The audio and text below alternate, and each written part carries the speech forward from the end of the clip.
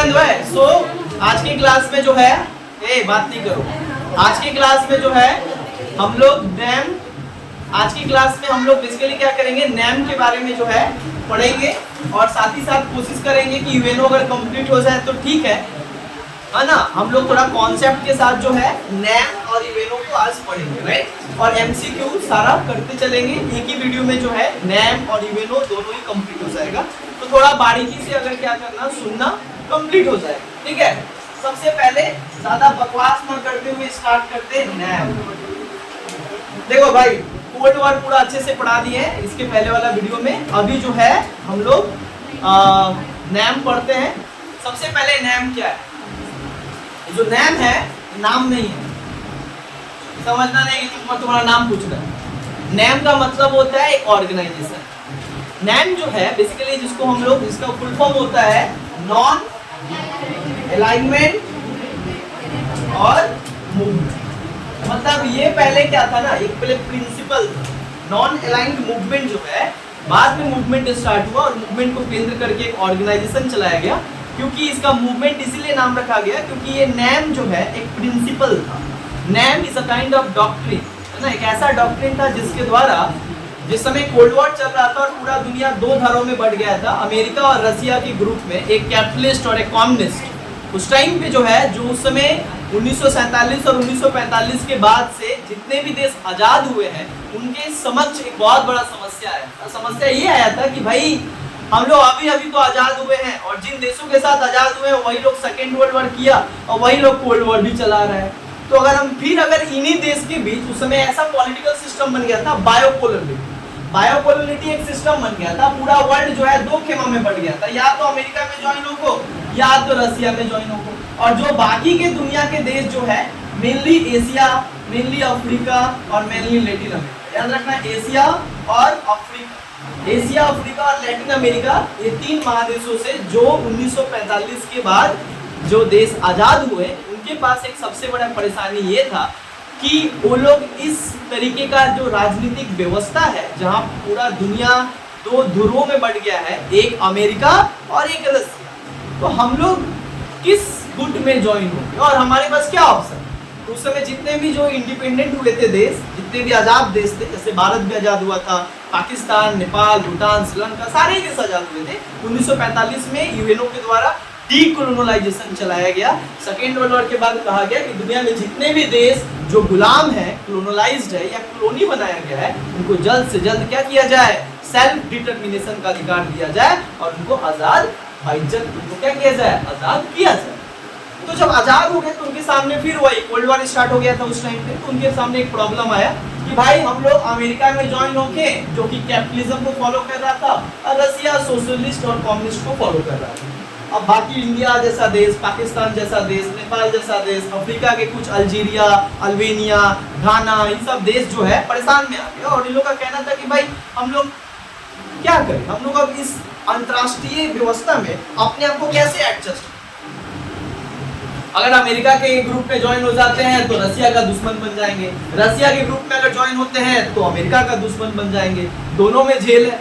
अगर जिस ग्रुप में ज्वाइन होते हो दूसरा वाला तुमको दुश्मन मान लेता है और उससे तुमको बच के रहना पड़ता है, उससे सारा सहायता बंद हो जाता है। ये लोग देखते हैं भाई हम लोग तो गरीब दुखिया देश, अभी तो आज़ाद हुए हैं, अभी तो पैदा हुए हैं और उसके बाद अभी अच्छा से खाना पीना और न्यूट्रिशन ना मिलेगा तो हमारा आगे कैसे बढ़ेंगे, परवरिश कैसे होगा। सारे देशों के सामने यही समस्या था क्योंकि सारा देश तो 200 वर्ष, कोई 300 वर्ष, कोई 400 वर्ष गुलामी का बेड़ियों को तोड़ के आ गया और उस टाइम पे गुलामी की बेड़ियों को तोड़ने के बाद क्या ही पैसा है, ना इकोनॉमिक डेवलपमेंट है, ना सोशल डेवलपमेंट है, ना कल्चरल डेवलपमेंट, कोई डेवलपमेंट नहीं है। खाने के लिए लोग तरस रहे और उस समय में ऐसा पूरा दुनिया बन गया। तो उसके बाद जो है ये आइडिया सबसे पहले निकाले जो है नेहरू जो है 1947 में भारत भी आजाद होता है। तो भारत देखता है कि भाई हम लोग क्या करें। भारत देखता है कि अभी तो हम साम्राज्यवादी देशों के साथ लड़ाई करके और जंग लड़के इतने हमारे सेक्रीफाइस करने के बाद हमारे इतने लोग मारे गए और अभी आज़ाद हुए और फिर हम लोग को फिर वही कह रहा है कि अमेरिका में ज्वाइन हो या रसिया में, और दोनों ही इंपीरियलिस्ट कंट्री है, दोनों ही साम्राज्यवाद, एक समय पे साम्राज्यवादी देश है जो दुनिया में साम्राज्यवाद को बढ़ावा देते थे, एक दूसरे देशों के ऊपर कैप्चर करते थे। तो फिर क्या किया जाए। और हम लोग अगर हम लोग किसी भी गुट में अगर हम ज्वाइन हो जाते हैं तो हमारा खुद का जो एक आइडेंटिटी है, हमारा जो खुद का जो फॉरेन पॉलिसी है, इंडिपेंडेंट फॉरेन पॉलिसी, खुद का जो वजूद है वो खत्म हो जाएगा। जैसा ये अमेरिका का लीडर अमेरिका के गुट में ज्वाइन हो जाए तो अमेरिका जैसा कहेगा वैसा आपको सुनना पड़ेगा। अपना कोई एक्टिविटी नहीं होगा, अपना कोई इंडिपेंडेंट कोई अपना वजूद नहीं रहेगा, अपना कोई इंडिपेंडेंट फॉरेन पॉलिसी नहीं रहेगा। हमारा सब कुछ तो रहेगा लेकिन किसी का अंदर में रहेगा, मतलब तभी तो गुलाम हो जा रहे हैं। 1947 में 200 वर्षों के गुलामी के बाद भारत आजाद हो रहा है, और फिर उसके बाद अगर उसी तरीके का अंतर्राष्ट्रीय व्यवस्था है जहाँ पे इसमें ज्वाइन होगा तब भी गुलाम, इसमें ज्वाइन होगा तब भी गुलाम, उसके अनुसार चलना पड़ेगा। भारत देख रहा है कि ना, हमारा इतिहास है जहाँ पे हम स्वतंत्र रहेंगे, हमारा इतिहास है जहाँ पे हम क्या रहेंगे, अपना इंडिपेंडेंट फॉरेन पॉलिसी बना के रखेंगे, गरीब रहेंगे लेकिन ठीक है, लेकिन अपना आइडेंटिटी, मेरा आइडेंटिटी रहेगा, हमारा एक कल्चर है, हमारा एक हिस्ट्री है, जो उसी बेसिस पे जो है हम अपने दुनिया अंतर्राष्ट्रीय स्तर पर उसी लेवल और उसी तरीके से हम रहेंगे। किसी दोनों देश में ज्वाइन नहीं होंगे क्योंकि दोनों ही देश साम्राज्यवादी है, दोनों ही देश सैनिकवादी गुट है। अमेरिका उस समय नेटो बनाया था और ये उस समय वर्साय बनाया था, और दोनों ही मिलिट्री ग्रुप था, और दोनों ही क्या कर रहा था, मिलिट्री के जरिए अपने साम्राज्य को बढ़ा रहा था, राइट। मतलब दूसरे यूरोप और पूरी दुनिया पे जो है अपना अपना कैप्चर कर रहे हैं, और देखा है कि भाई ये कब तक होगा, है ना। तब भारत क्या करता है, 1947, ध्यान दो एकदम, 1947 बहुत इंपॉर्टेंट वर्ड है, बहुत इंपॉर्टेंट टाइम है, जिस टाइम पे नॉन अलाइनमेंट मूवमेंट के अगर तरफ से देखा जाए तो ये बहुत इंपॉर्टेंट डेट है। क्या हुआ था इस टाइम पे कि 1947 में एक कॉन्फ्रेंस होता है, एफ्रो एशियन कॉन्फ्रेंस। क्या होता है, एफ्रो एशियन कॉन्फ्रेंस। ये एफ्रो एशियन नाम क्यों है, क्योंकि अफ्रीका और एशिया के दोनों ही देश मिल के एक बैठक की, और इस बैठक में क्या था, अफ्रीका के कुछ देश और एशिया के कुछ देश, राइट। अफ्रीका के कुछ अल्जीरिया, अफ्रीका के कुछ देश और एशिया के कुछ देश जैसे कि भारत, जैसे कि इंडोनेशिया, है ना, ये सारे देश शामिल हुए। और इन सारे देशों में शामिल होने के बाद यही बात पे चर्चा हुआ कि भाई हम लोग इस अंतर्राष्ट्रीय व्यवस्था जो है, जो बायोपोलर पॉलिटिक्स है, हम लोग अपने आप को कैसे एडजस्ट करें, हम लोग को क्या इन दोनों के ग्रुप में ज्वाइन होना चाहिए कि कोई और विकल्प। तब पंडित नेहरू बात करते हैं कि भाई दोनों ही ग्रुप में आप ज्वाइन हो गए तो दोनों ही आप क्या कहोगे, आप कहलाओगे किसी एक का ग्रुप का सदस्य, और एक दूसरे का क्या बन जाओगे, दुश्मन बन जाओगे।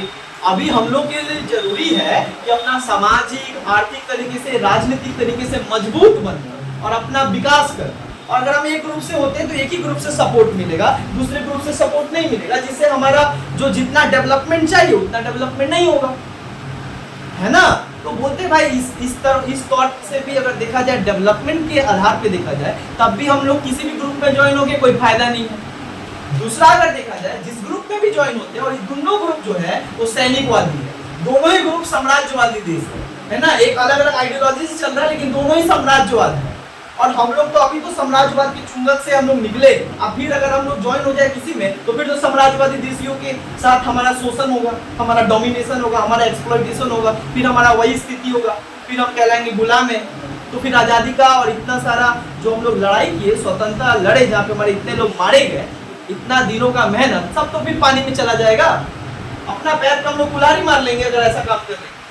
हम लोग खुद का भी तो एक आइडेंटिटी होना चाहिए ना, we are also state, we all are an independent state, so we have a independent identity at the international level। हमारा अंतर्राष्ट्रीय लेवल पे एक क्या होना चाहिए, खुद का आइडेंटिटी होना चाहिए ना भाई। गरीब रहेंगे ठीक है, लेकिन अपना हमारा नाम होना चाहिए, हमारा वजूद होना चाहिए, है ना। तो दुनिया के जितने भी जो एशिया, अफ्रीका और लैटिन अमेरिका जो कॉलोनियल कंट्रीज है, जो कभी ना कभी गुलाम हुए थे और अभी अभी आजाद हुए, इन सबको कहा जाता है थर्ड वर्ल्ड। इनको कहा जाता है ये तृतीय विश्व के देश है, मतलब तृतीय विश्व के देश है, क्योंकि फर्स्ट वर्ल्ड अमेरिका को कहा गया, सेकेंड वर्ल्ड रशिया को कहा गया, तो जो तीसरा वर्ल्ड बनाया गया वो सारे देश एशिया, अफ्रीका और लैटिन अमेरिका को लेके थर्ड वर्ल्ड बनाया गया, जहाँ पे सारे कॉलोनियल कंट्री आए जो अभी अभी आजाद हुए। तो उन लोग को बोला गया कि हम थर्ड वर्ल्ड, जो कि गरीब है, जो कि ट्रेडिशनल है ना, ट्रेडिशनल कल्चर है, हर तरीके से पिछड़े, हम लोग को चाहिए अभी विकास, हम लोग को चाहिए अभी प्रोग्रेस, है ना। तो हमारे लिए क्या जरूरी है, अच्छा हम लोग को चाहिए अपना इंडिपेंडेंट फॉरेन पॉलिसी, ताकि अंतर्राष्ट्रीय लेवल पे अपने देश के लिए हम अपना स्वतंत्र रूप से कुछ बात कह सकें। अगर हम इसके ग्रुप में चल जाएंगे तो ये अच्छा भी करेगा तो इसके लिए हम कुछ नहीं बोल सकते, वही ना बात हो गया। वही बात हो गया ना कि अगर अमेरिका के ग्रुप में हम शामिल हो जाएं तो अमेरिका अगर गलत भी कर रहा है तो उसको क्रिटिसाइज नहीं कर सकते क्योंकि तुम उसी ग्रुप के सदस्य हो। वही बात हो गया, तुम जिस पार्टी में रहते हो भले पार्टी गलत कर रहा है, तुमको लग रहा है, लेकिन तुम उसके खिलाफ नहीं जा सकते हो, वरना पार्टी तुमको निकाल देगा ना।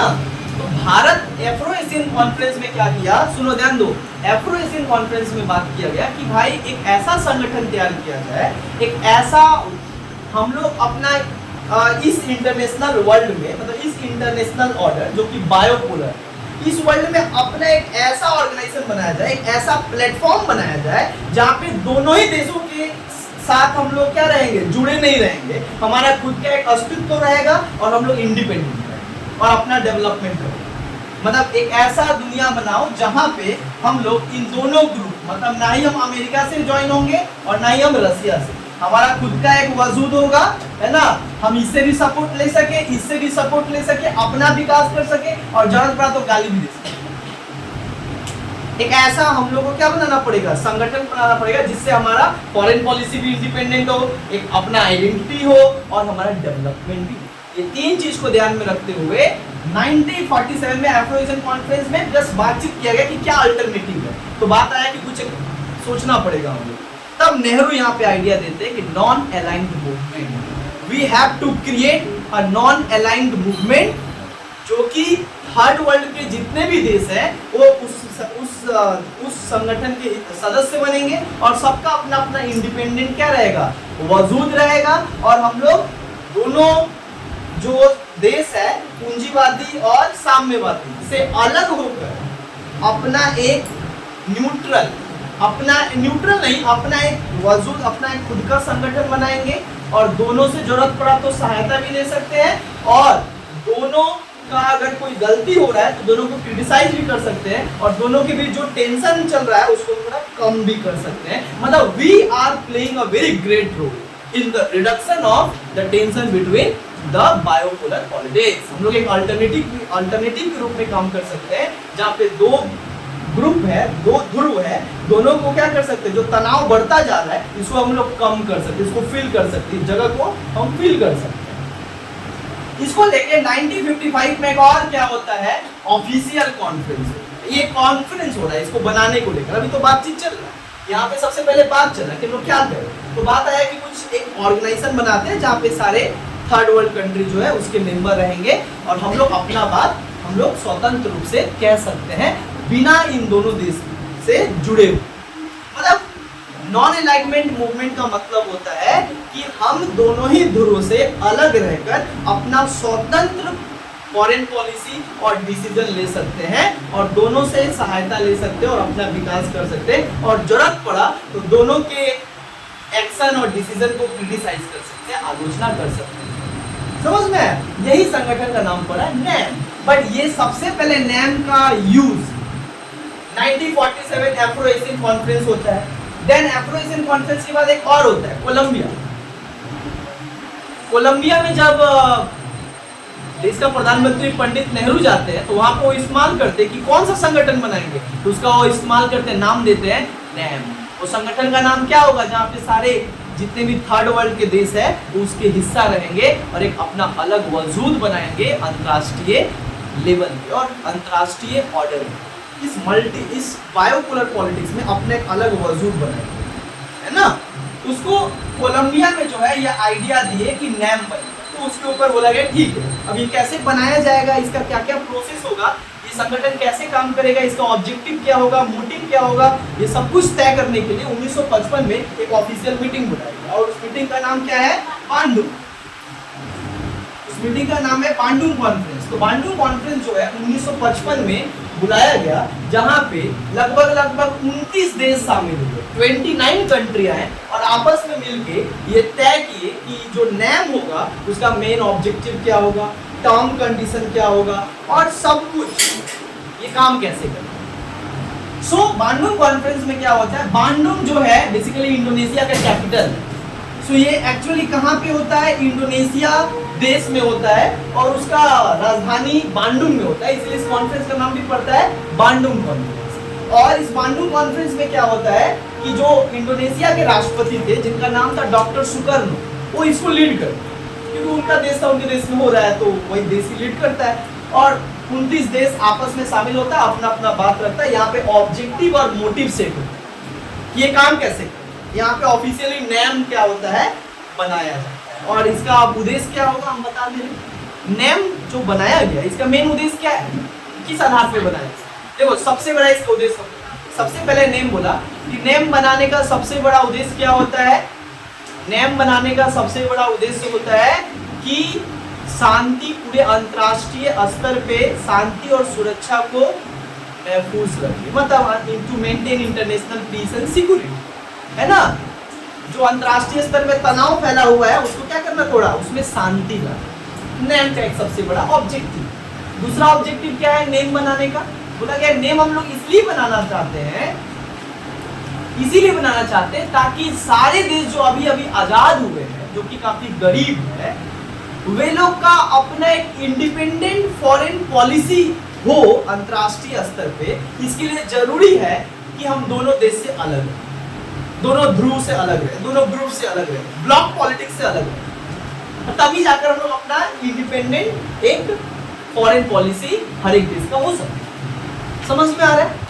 तीसरा इसका उद्देश्य क्या था, तीसरा इसका उद्देश्य था to reduce the tension between the two super power. जो उस समय दो राष्ट्र आपस में लड़ाई कर रहे थे, अमेरिका और रसिया, इनके बीच का जो तनाव बढ़ते चला जा रहा है, इसको थोड़ा कम करने का एक ये भी उद्देश्य था। नेम को बनाया गया था एक और चीज के, एक और क्या था कि जितने भी अभी जो देश आजाद हुए हैं उनका आर्थिक विकास, सामाजिक विकास, सांस्कृतिक विकास अच्छे तरीके से हो, इसके लिए हमें अलग रहना जरूरी है ताकि दोनों ही देशों से हमें साथ मिल सके, है ना। ये सबसे प्राइमरी ऑब्जेक्टिव था जिस आधार पे जो है क्या बनाया गया, नेम को फॉर्मुलेट किया गया, यहाँ पे बनाया गया, नींव रखा गया। और ये नेम जो है बाद में क्या करता है, काम करना स्टार्ट करता है। बाद में इसमें फिक्स किया जाता है कि भाई नेम का बेसिक प्रिंसिपल क्या हो, तो नेम का बेसिक प्रिंसिपल ये सब फिक्स किया जाता है। तुम्हारा नेम का बेसिक प्रिंसिपल बांडुंग कॉन्फ्रेंस में ही फिक्स किया जाता है। देखो इसका कोई कॉन्स्टिट्यूशन वगैरह नहीं है, बट इसका एक मेन प्रिंसिपल है जिसके ऊपर काम करता है। नेम जिस आधार पे काम करता है, जिस पिलर पे काम करता है, उसका हम 4-5 पिलर तुमको बताते हैं। सबसे इंपॉर्टेंट नेम का फीचर्स क्या है, इसको कहा जाता है पंचशील। क्या है, पंचशील। पंचशील मतलब पंच मतलब क्या होता है, 5, सील मतलब क्या होता है, डॉक्ट्रिन, मतलब 5 डॉक्ट्रिन। इसको क्या कहा जाता है, 5 डॉक्ट्रिन। अभी जो 5 डॉक्ट्रिन है इसी आधार पे जो है पूरा नेम काम करता है। तो 5 डॉक्ट्रिन क्या है, होता है भाई देखो, जो देश, ये नेम जो संगठन है वो 5 प्रिंसिपल के ऊपर आधारित है, और जो भी देश इसके सदस्य बन रहे हैं उनको इस 5 प्रिंसिपल को बखूबी और फॉलो करना पड़ेगा। वही देश इस नेम का सदस्य बन सकते हैं जो ये 5 प्रिंसिपल को क्या करेंगे, फॉलो करेंगे, है ना। तो ऐसे ये 5 प्रिंसिपल क्या, पंचशील। ये जो पंचशील है जिसमें 5 हम एक करके बताते हैं। पहले था पंचशील में बोला गया कि भाई all state must respect to the sovereignty and territory of other state. एक देश दूसरे देश के संप्रभुता और अखंडता को क्या करेगा, रिस्पेक्ट करेगा। इसका मतलब होता है अगर इंडिया और चाइना दोनों ही अगर सदस्य है इस नेम का, दोनों का काम है कि एक दूसरे के टेरिटरी और सोवरेनिटी का क्या करे, रिस्पेक्ट करे, है ना, उसको सुरक्षित रखे, है ना। ऐसा कोई काम ना करे कि दोनों के देश की संप्रभुता खतरे में। समझ में आया पहला प्रिंसिपल। दूसरा प्रिंसिपल क्या है, मतलब पहला प्रिंसिपल था सोवरेनिटी एंड इंटीग्रिटी को रिस्पेक्ट करना, मतलब सोवरेनिटी एंड इंटीग्रिटी को रिस्पेक्ट करना। दूसरा क्या है, दूसरा है कि म्यूचुअल कोऑपरेशन। जितने भी नेम के सदस्य हो वो सभी देशों के साथ आपसी सहयोगिता और आपसी कोऑपरेशन रखेंगे, मतलब मिलना जुलना, बातचीत करना, नेगोशिएशन करना, है ना, मतलब एक अच्छा रिलेशन रखेंगे। म्यूचुअल कोऑपरेशन मतलब एक दूसरे को साथ देंगे। सुनो, मतलब यहाँ बोला गया म्यूचुअल कोऑपरेशन मतलब हर एक देश दूसरे देश के साथ एक सहयोगी तरीके से मतलब सहयोग करेगा एक दूसरे को हर मैटर। तीसरा बोला गया नॉन एग्रेशन। क्या है, नॉन एग्रेशन। नॉन एग्रेशन मतलब क्या होता है, अतिक्रमण। हिंदी में कहा जाता है अतिक्रमण। इसका मतलब होता है कोई भी देश जो इस नेम का सदस्य है वो क्या करेगा, किसी भी देश के ऊपर अटैक नहीं करेगा, है ना। कोई भी देश मिलिट्री अटैक नहीं करेगा। नॉन एग्रेशन मतलब एग्रेसिव नहीं होगा, ज्यादा एग्रेशन नहीं दिखाओ, लेकिन थोड़ा सा बात होता है अटैक कर दिए, नहीं ये नहीं चलेगा। अगर आप इस देश इसके सदस्य हैं तो आप इसके प्रिंसिपल को फॉलो करना पड़ेगा। आपस में कभी भी अतिक्रमण नहीं, अटैक नहीं। चौथा इसका प्रिंसिपल क्या है, चौथा प्रिंसिपल बोला गया कि भाई देखो, बोला गया है कि भाई non interference in the internal affairs या internal matters of one country. एक देश के आपसी मामले या उसका घरेलू मामला में आप दखल अंदाजी और नाक रगड़ने नहीं सकते। इसका मतलब होता है आप उसका ऑब्स्टिकल नहीं बनोगे, राइट। मान लो चाइना के घर में कुछ हो गया है तो आप उसके ऊपर कुछ नहीं कहोगे, आप टिप्पणी नहीं करोगे, ठीक ना। उसका अपना घरेलू मामला है, पारिवारिक मामला है, वो अपने तरीके से डील करें। आप कौन होते हो उसको इंटरफेयर करने वाला, कैसा हो रहा है वैसा हो रहा है ना। कोई की इंटरनल मैटर्स में कोई देश इंटरफेयर नहीं करता, ये चौथा है। और पांचवा क्या है, मतलब यहाँ पे नॉन इंटरफेरेंस, क्या है, नॉन इंटरफेरेंस। पांचवा है पीसफुल कोएग्जिस्टेंस, क्या है, पीसफुल कोएग्जिस्टेंस, शांतिपूर्ण सहअस्तित्व। ये दिया गया था निकिता क्रुश्चेव के द्वारा, है ना। उनके आइडिया को अडॉप्ट किया गया, निकिता क्रुश्चेव, जो कि रशिया के उस समय के राष्ट्रपति। पीसफुल कोएग्जिस्टेंस ये क्या है, बोलते भाई हर एक देश शांति बना के रखे। पीसफुल कोएग्जिस्टेंस हमेशा कोशिश करेगा पीस को इंश्योर करना, किसी भी सिचुएशन में दुनिया में आपस में शांति बना के रखना। शांति ही प्रोग्रेस का सूचक है ना। तो ये 5 प्रिंसिपल को पंचशील कहा जाता है। इस पंचशील का आइडिया भारत ने दिया, इस पंचशील का आइडिया पंडित नेहरू ने दिया। और पंडित नेहरू के उस समय एक बहुत अच्छे सलाहकार थे जिनका नाम था वीके मेनन। क्या नाम था, वीके मेनन, जो उनके राइट हैंड ना, जो उनका हर फॉरेन मतलब मैटर्स में जो है उनको क्या करते थे, एडवाइस करते थे, उनको क्या करते थे, साथ देते। सो इस तरीके से हम लोग यहाँ पे क्या देखें, नैम देखें कि नैम जो है किस तरीके से क्या करता है, यहाँ पे काम वगैरह करता है। अब थोड़ा आगे चलते हैं। 1955 में ये सब डिसाइड किया, है ना, कि ये प्रिंसिपल रहेगा, इस तरीके से काम करेगा। उसके बाद 1955 में जो है एक और प्रिंसिपल बनाया गया, मतलब 1900, ये तो पंचशील एक है, इस तरीके का और प्रिंसिपल है। बी नंबर प्रिंसिपल क्या है, बी का प्रिंसिपल है, बोला गया कि भाई जितने भी नेम के जो सदस्य हैं वो हमेशा फ्रेंडली और गुड रिलेशन दुनिया के और बाकी देशों के साथ बना के रखेंगे। मतलब to make a good and healthy relation with all the country, है ना। सभी देशों के साथ जो है आप संबंध रख सकते हो। लेकिन तीसरा इसी में प्रिंसिपल में कहा गया, एक तो बोला गया गुड रिलेशन, सभी देशों के साथ आप एक अच्छा संबंध बनाओगे। सुनो ध्यान दो, तीसरा बोला गया आप अगर नेम का सदस्य है तो आप मिलिट्री ब्लॉक से दूर रहो। किससे दूर रहोगे, मिलिट्री ब्लॉक से आपको सेपरेट रहना पड़ेगा। सेपरेट मतलब अलग रहना पड़ेगा, मतलब no one join the military group of America, NATO and Russia Warsaw. मतलब अगर आप नेम के सदस्य हो ना तो आप किसी भी तरीके का रिश्ता नहीं रख सकते हो अमेरिका और रशिया के सैनिक गुट से। समझ में आया, है ना। This all are the principle. और यहाँ पे एक और डी में बोला गया यूनिवर्सल ब्रदरहुड, हम लोग आपस में भाईचारे की भावना जो है बनाते रहे। ये सारा चीज इसका क्या हुआ, प्रिंसिपल है, जिसके आधार पे नेम काम करना स्टार्ट किया। और नेम का तो हम उद्देश्य बताई दिए, सोशल इकोनॉमिक डेवलपमेंट सारा बता। अब 1955 में क्या होता है, पहला कॉन्फ्रेंस, फर्स्ट समिट, ये बन के तैयार होता है और इसका पहला ऑफिशियल समिट मतलब बैठक स्टार्ट होता है, जहाँ पे किसी मैटर पे कैसे आगे का कैसे स्टेप क्या क्या लेना है इसको स्टार्ट किया गया। ये सबसे पहले कब स्टार्ट किया गया, ये 1961 में 6 साल के बाद, बांडुंग कॉन्फ्रेंस के 6 साल बाद पहला इसका ऑफिशियल आधिकारिक रूप से इसका बैठक किया गया। और ये बैठक को कहा गया बेलग्रेड कॉन्फ्रेंस। क्या कहा जाता है, बेलग्रेड कॉन्फ्रेंस। इसको बेलग्रेड नाम क्यों है, बेलग्रेड कैपिटल है यूगोस्लाविया का। किसका है, यूगोस्लाविया का। और यूगोस्लाविया का राजधानी में पहला बैठक होता है बेलग्रेड नामक जगह, इसीलिए इस कॉन्फ्रेंस का नाम भी है बेलग्रेड कॉन्फ्रेंस। और 1961 में ये बेलग्रेड कॉन्फ्रेंस होता है, इसमें 25 सदस्य शामिल हो गए, 25 स्टेट यहाँ पे इस बैठक में सदस्य उस समय मौजूद रहते हैं, इसमें इंडिया भी रहता है।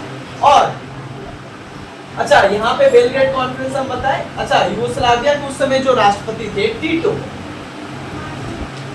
उनका नाम क्या था? टीटो। वहां के जो मतलब यूगोस्लाविया के जो राष्ट्रपति थे, राइट, उनका नाम था टीटो। तो टीटो जो है इसको लीड किया, पहला बैठक उनके देश में हो रहा है तो वही इसका प्रेसिडेंट बने जो उनको लीड।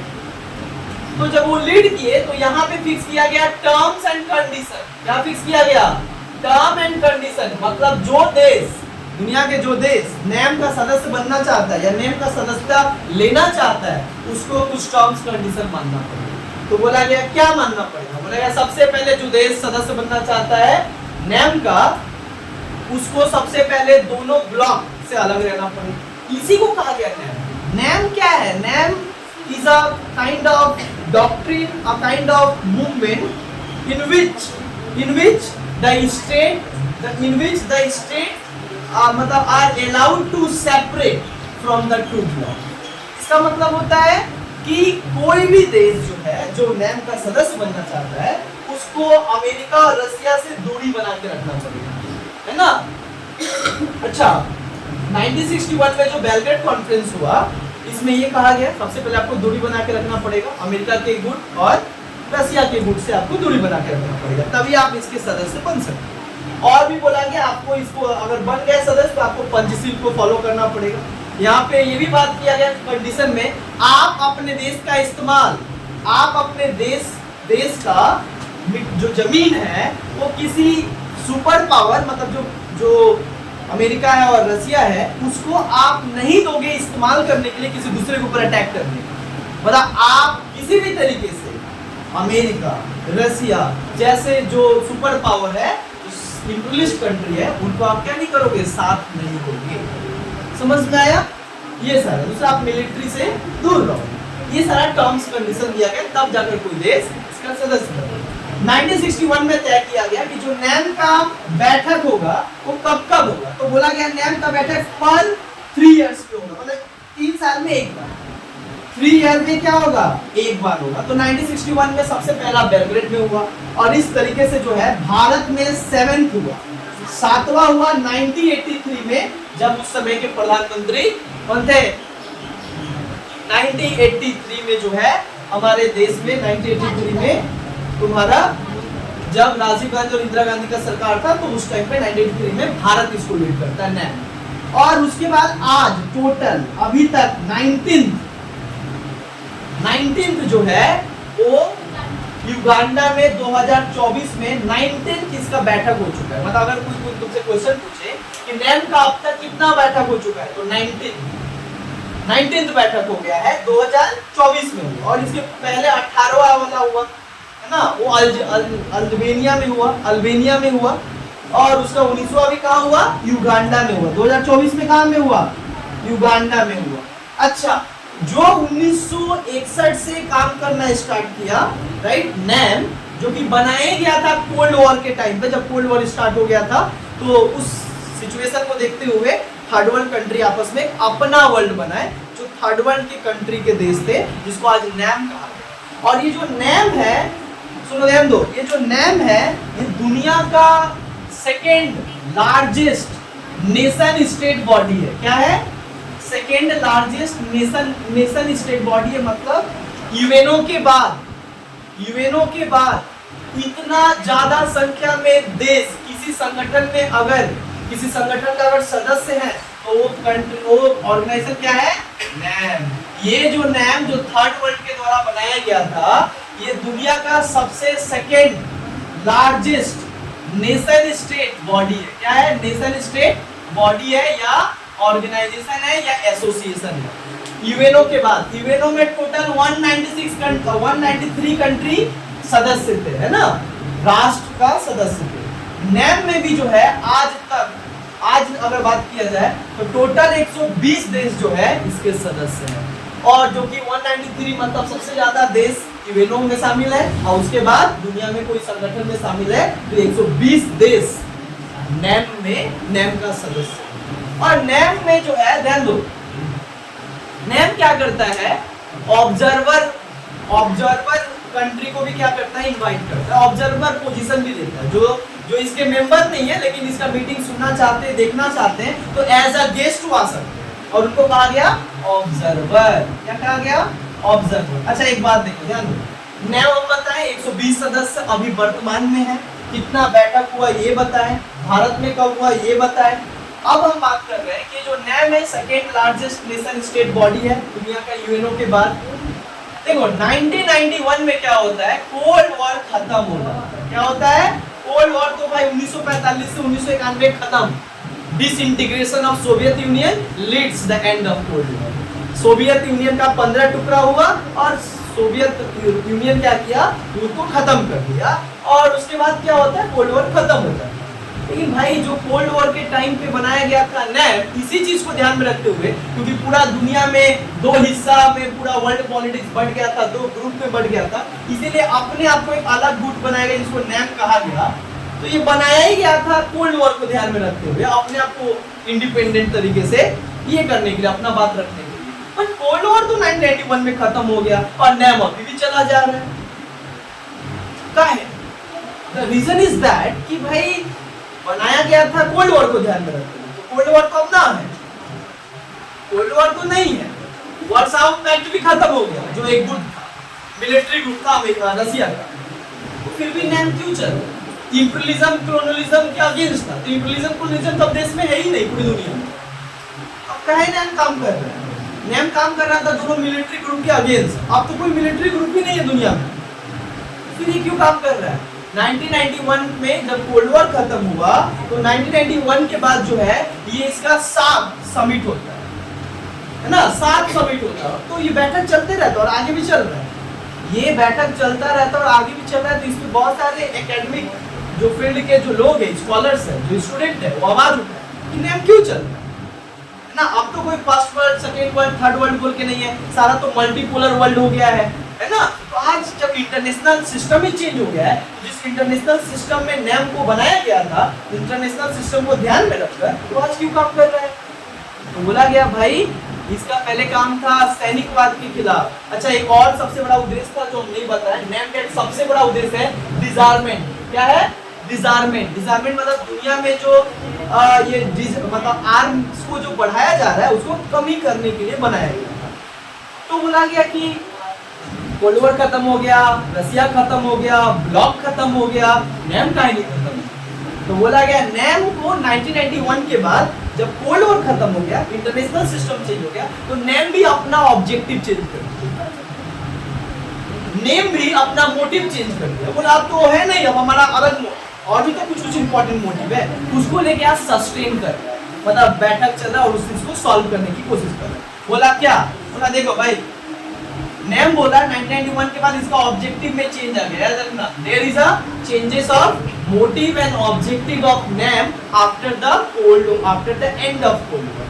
जब कोल्ड वॉर खत्म हो गया तो नैम का कार्य करने का, इसका उद्देश्य, इसका मोटिव भी चेंज हो गया। अब बोलता है कि जो इस समय का इंटरनेशनल इशू है उसके ऊपर हम लोग क्या करेंगे, काम करेंगे। और भी जो समस्या है, आज हमारे पास साम्राज्यवाद नहीं है, लेकिन आज भी बहुत सारी ऐसी समस्या है जिसको डील करने की जरूरत है। और हम लोग क्या करेंगे, we are shifted from traditional subject to modern emergent issue. जो ट्रेडिशनल इशू है उससे हम लोग मॉडर्न इशू में शिफ्ट हो रहे हैं। तो आप किसके ऊपर काम कर रहे हैं, अब काम कर रहा है किसके ऊपर, अब काम कर रहा है टेररिज्म। बोला भाई देखो ये जो टेररिस्ट एक्टिविटी है तो पूरे वर्ल्ड में हो रहा है। बोला कब, बोला देखो भाई 2001 में सबसे पहले टेररिज्म 9/11 हमला हुआ, अमेरिका को मार दिया पूरा, है ना। अलकायदा ग्रुप जो है अमेरिका में एक क्रैश करवाया, प्लेन क्रैश 2001 में, जो सबसे टेररिस्ट अटैक था।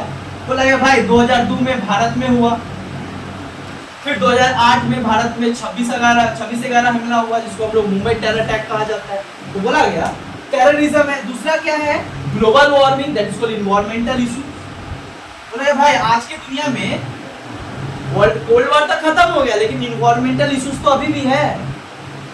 बोला कि भाई पोवर्टी तो अभी भी है, गरीबी तो आज भी थर्ड वर्ल्ड के देशों में है। तो थर्ड वर्ल्ड के देशों का गरीबी को खत्म करना थर्ड वर्ल्ड के लोग का ही तो काम है। तो हमको तो काम करना पड़ेगा। पोवर्टी पे काम करता है, टेररिज्म पे काम करता है, एनवायरमेंटल इश्यूज पे काम कर रहा है। उसके बाद किसके ऊपर काम कर रहा है? बोला भाई हमारे हार्ड वर्ल्ड में सबसे बड़ा एक प्रॉब्लम क्या है? एड्स। बोला भाई ये एक सबसे बड़ा समस्या है, इसके ऊपर हमको काम करना पड़ रहा है। तो इस तरीके से क्या होता है, काम को चेंज होना स्टार्ट होता है।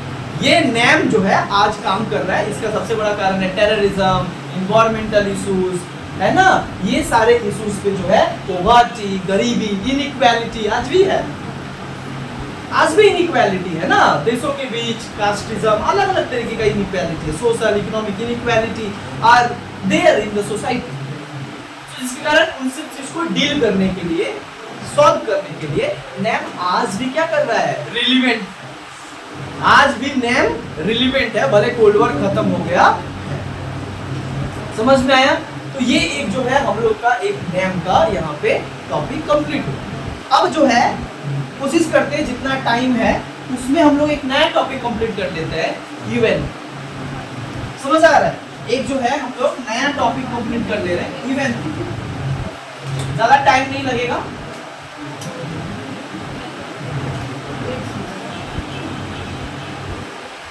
देखो भाई